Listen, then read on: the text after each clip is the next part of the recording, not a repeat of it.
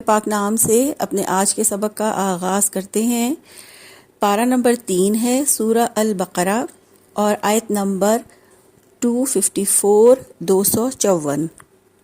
ارشاد باری تعالیٰ ہے یا ایھا الذین آمنوا انفقوا مما رزقناکم من قبل ان یأتی یوم لا بیع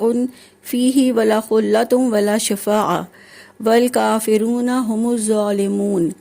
لفظی ترجمہ ہے یا ایھا الذین، اے لوگو جو آمنو ایمان لائے ہو، انفقو تم خرچ کرو، مما اس میں سے جو رزقناکم رزق دیا ہم نے تمہیں، من قبلی اس سے پہلے، ان کے یاتیا آئے، یومن وہ دن، لا بیع نہ کوئی تجارت، فیہ جس میں، ولا اور نہ،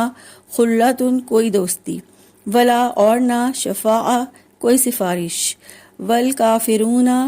اور کافر، ہم الظالمون وہی ظالم ہیں۔ اس آیت مبارکہ میں اللہ تعالیٰ نے ایمان کی کال دے کے یہ یاد دہانی کرائی ہے، یا ایھا الذین آمنوا، اے لوگو جو ایمان لائے ہو، جنہوں نے اللہ اور اس کے رسول کی تصدیق کی ہے، انفقوا مما رزقناکم،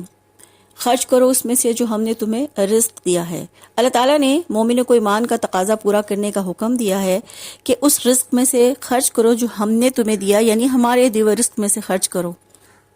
یہ اللہ رب العزت کا احسان ہے کہ اللہ تعالیٰ نے ہماری ملکیت میں کچھ مال دیا، اور یہ بھی اللہ کا احسان ہے کہ اس نے اس مال کو اپنی راہ میں خرچ کرنے کے لیے ہمارے لیے ثواب کا ذریعہ بنایا۔ پھر فرمایا من قبل ان یاتی یوم لا بیع فیہ ولا خلۃ ولا شفاعۃ، اس سے پہلے کہ وہ دن آئے جس پہ نہ کوئی تجارت ہوگی اور نہ کوئی دوستی اور نہ ہی کوئی سفارش۔ اللہ رب العزت نے قیامت کے دن کے لیے خرچ کرنے کا حکم دیا ہے کہ جب انسان کو نیکیوں کی شدید ضرورت ہوگی اور زمین بھر دولت خرچ کر کے بھی نیکیاں نہیں ملیں گی اور نہ ہی اللہ کے عذاب سے نجات ملے گی۔ اللہ تعالیٰ نے شعور دلایا کہ وہ دن یعنی قیامت کا دن جب نہ کوئی دوست کام آئے گا اور نہ ہی کوئی سفارشی، اسی لیے فرمایا کہ اس دن کے آنے سے پہلے پہلے صدقہ کر لو۔ اس آیت مبارکہ سے ہمیں پتہ چلتا ہے کہ اللہ تعالیٰ نے انفاق فی سبیل اللہ کے معاملے کو آخرت کے ہولناک منظر سے مربوط کیا، تاکہ اللہ تعالیٰ یہ شعور دلا سکے کہ یہ وہ دن ہوگا جس میں کوئی سفارش، کوئی دوستی، کوئی فدیہ، کوئی مدد کام نہیں آئے گی۔ اللہ تعالیٰ نے انسان کے شعور کو اس ہولناک دن میں پہنچا کر انفاق کرنے پر ابھارا ہے کہ یہ وہ دن ہے جب کوئی کسی کے کام نہیں آئے گا، اور جب بندے کا آج دنیا میں کیا گیا صدقہ ہی اس کے کام آئے گا، جو اس کا سایہ بنے گا، جو اللہ کے غضب کو بجھائے گا، اللہ کے غصے کو ٹھنڈا کرے گا، اور اس طرح اس کی جنت جانے کا سبب بنے گا۔ اللہ رب العزت فرماتے ہیں کہ اس دن نہ کوئی دوست کام آئے گا اور نہ ہی کوئی سفارش کرے گا۔ سفارش یعنی شفاعت کے حوالے سے اللہ کے رسول صلی اللہ علیہ وآلہ وسلم کی طویل حدیث سے ہمیں یہ پتہ چلتا ہے کہ اللہ رب العزت رسول اللہ صلی اللہ علیہ وآلہ وسلم کو شفاعت کی اجازت دیں گے، لیکن کس کے لیے دیں گے اور کتنے عرصے کے بعد دیں گے یہ ہم نہیں جانتے۔ ہمیں حدیث سے پتہ چلتا ہے کہ اللہ کے رسول صلی اللہ علیہ وآلہ وسلم جب دیکھیں گے کہ میری امت کی کثیر تعداد جہنم میں ہے، تو آپ صلی اللہ علیہ وآلہ وسلم اللہ تعالیٰ کو ایک طویل سجدہ کریں گے، اور یہ طویل سجدہ کتنے دنوں، کتنے مہینوں، کتنے سالوں پر محیط ہوگا یہ ہم نہیں جانتے، اور پھر اس کے بعد اللہ تعالیٰ رسول اللہ صلی اللہ علیہ وآلہ وسلم کو یہ اجازت دیں گے کہ کچھ لوگوں کو جہنم سے نکال کر جنت میں لے جائیں، لیکن وہ کتنا عرصہ ہوگا اور کتنا عرصہ جہنم میں جلنا ہوگا یہ نہیں جانتے۔ تو اس لیے اللہ تعالیٰ نے یہ شعور دلایا ہے کہ اس دن کی ہولناکی سے بچو، جہنم جانے سے بچو، اور آج اپنے مال کو اللہ کی راہ میں خرچ کرو۔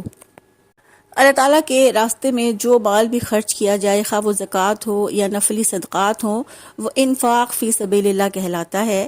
یعنی انفاق فی سبیل اللہ سے مراد اپنے مال میں سے اللہ تعالیٰ کے حکم کے مطابق اللہ کے راستے میں خرچ کرنا ہے۔ اہل و عیال پر خرچ کرنا بھی انفاق ہے، اور اپنی حیثیت کے مطابق نیکی کے کاموں پر مال خرچ کرنا بھی انفاق ہے۔ یہاں ہمیں یہ بھی جاننا چاہیے کہ اللہ کے راہ میں مال خرچ کرنے کا بنیادی مقصد اپنے رب کو راضی کرنا اور اپنے دل کی تنگی کو دور کرنا ہے، اور آخرت کی کامیابی کے لیے کوششیں کرنا ہے۔ اللہ تعالیٰ کے دیے ہوئے علم کی ترویج و اشاعت کے لیے مال لگا کر ماحول کی اصلاح کے لیے کی جانے والی کوششوں میں اپنا حصہ ڈالنا ہے۔ حضرت ابو ہریرہ رضی اللہ عنہ بیان کرتے ہیں کہ رسول اللہ صلی اللہ علیہ وآلہ وسلم نے فرمایا، جب انسان فوت ہو جاتا ہے تو اس کے اعمال منقطع ہو جاتے ہیں سوائے 3 اعمال کے، صدقہ جاریہ اور وہ علم جسے فائدہ اٹھایا جائے، یا صالح اور نیک اولاد جو اس کے لیے دعا کرتی رہے۔ تو اس حدیث سے ہمیں پتہ چلتا ہے کہ صدقہ جاریہ کے لیے لگایا جانے والا مال مرنے کے بعد بھی اجر دیتا ہے، اس کے نامہ اعمال میں اجر لکھا جاتا رہتا ہے۔ اسی طرح ایک اور حدیث میں حضرت عقبہ بن عامر رضی اللہ عنہ بیان کرتے ہیں کہ رسول اللہ صلی اللہ علیہ وآلہ وسلم نے فرمایا، صدقہ اہل قبور سے گرمی کو ختم کرتا ہے اور مومن قیامت کے دن اپنے صدقے کے سائے تلے ہوگا۔ ایک اور حدیث مبارکہ میں حضرت عدی بن حاتم روایت کرتے ہیں کہ رسول اللہ صلی اللہ علیہ وآلہ وسلم نے فرمایا، تم آگ سے بچو اگرچہ کھجور کے ایک ٹکڑے کے صدقے کے ساتھ ہی ہو۔ ایک دوسری روایت میں حضرت عبداللہ ابن مسعود رضی اللہ عنہ راوی ہیں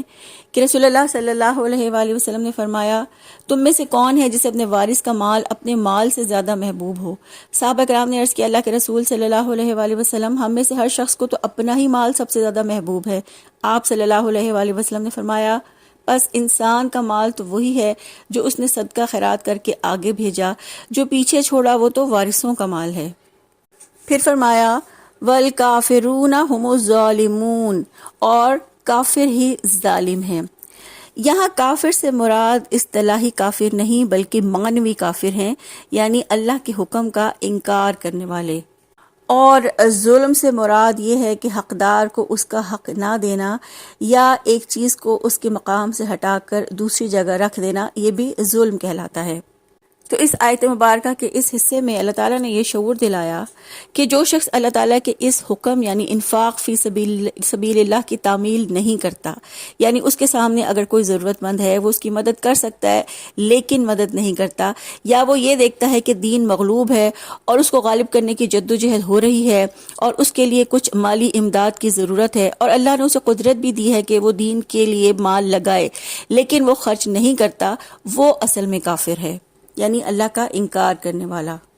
تو اس آیت مبارکہ میں اللہ تعالیٰ نے اہل ایمان سے صدقہ کرنے کی ایک محبت بھری اپیل کی ہے۔ اللہ تعالیٰ اور بندے کے درمیان ایک روحانی رابطہ ہے، اور اپیل یہ ہے کہ جو ہم نے تمہیں عطا کیا اس کا ایک حصہ ہمیں دے دو، آخر دینے والے بھی تو ہم ہی ہیں۔ اور یہاں اللہ نے شعور دلایا کہ جو ہم نے تمہیں مال دیا، ہم اپنے دیے ہوئے میں سے کچھ مال مانگ رہے ہیں، اور ساتھ ہی ساتھ اللہ رب العزت نے یہ توجہ دلائی ہے کہ ایسے موقع بار بار نہیں آئیں گے۔ اگر یہ موقع یعنی دنیا کی زندگی میں انفاق فی سبیل اللہ کرنے کا موقع ہاتھ سے نکل گیا تو پھر دوبارہ یہ موقع ہاتھ نہیں آئے گا۔ یہ توجہ دلائی جا رہی ہے کہ مال نفع بخش بزنس میں لگ رہا ہے، یعنی ایسا بزنس، ایسا منافع جو آخرت میں فائدہ دے گا، دنیا کے ساتھ ساتھ آخرت میں بھی فائدہ دے گا، اور اس کے بعد کوئی دوستی، کوئی سفارش اس نقصان کی تلافی کے لیے نہیں ہے۔ اللہ رب العزت سے یہ دعا ہے، اللہ تعالی ہمیں اس آیت کا سچا فہم عطا فرمائے اور اپنا مال اللہ کے راستے میں بہترین طریقے سے کھلے دل کے ساتھ، خوش دلی کے ساتھ، اللہ کو راضی کرنے کی نیت کے ساتھ اپنا مال اللہ کی راہ میں لگانے کی توفیق عطا فرمائے۔ اللہ اپنا مال دین کی ترویج و اشاعت میں اور دین کے غلبے میں لگانے کی توفیق عطا فرما دیں، آمین۔ سبحانک اللہم و بحمدک، نشہد ان لا الہ الا انت، نستغفرک و نتوب الیک۔ السلام علیکم ورحمۃ اللہ وبرکاتہ۔